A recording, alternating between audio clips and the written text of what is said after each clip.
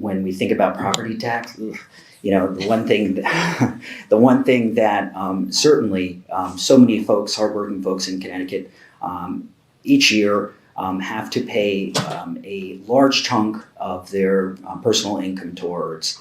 And it's, in a state like Connecticut, where we have the third highest property tax burden in the state of Connecticut.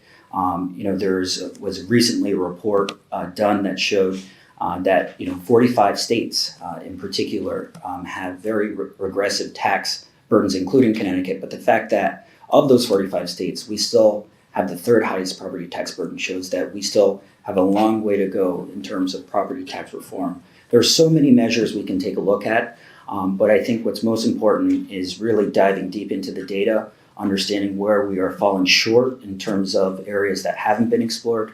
For example, when we look at the tax incidence report as a breakdown of real property, it doesn't separate the land value from the actual building value, right? And so I think we need to dig a little bit deeper to ensure that we incentivize growth in Connecticut, incentivize opportunities for housing production in all of our communities, ensuring that that our elderly folks can retire within our state.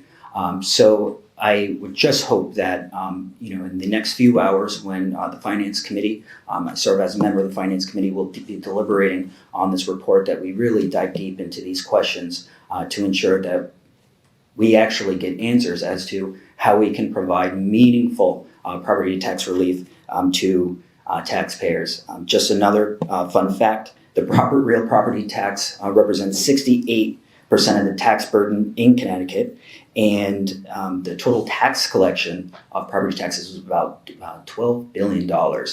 So certainly a revenue source that all of our municipalities, rural, suburban, and urban, rely on, and a very important vehicle by which our schools generate revenue, or boards of educations generate revenues for our children to ensure that they're properly educated. So a lot of questions to ask, and very much look forward to participating in that hearing. And again, want to thank Representative Elliott for leading the Tax Equity Caucus.